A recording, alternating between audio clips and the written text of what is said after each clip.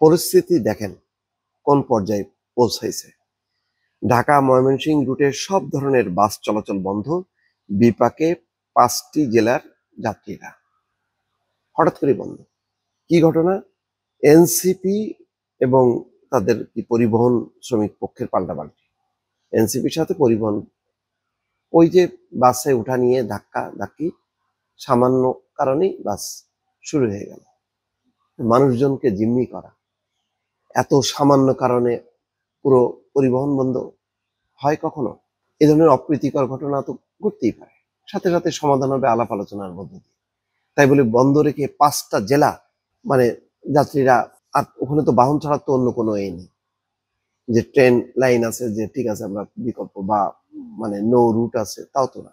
এই মানে পরিবহন মালিক শ্রমিকদের এই অ্যাটিটিউডটা অতীতেও দেখা গেছে যে মানুষকে জিম্মি করা, এবং ভবিষ্যতেও এটা একটা বড় ধরনের একটা সমস্যা হয়ে দাঁড়াবে। এটার সমাধান হওয়া উচিত।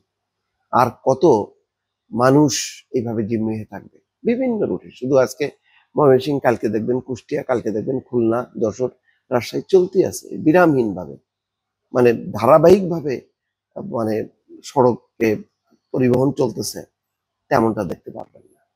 এবং তাদের বিরুদ্ধে কোনো মামলাও করা যাবে না, মোকদ্দমাও করা যাবে না। এই হচ্ছে পরিস্থিতি।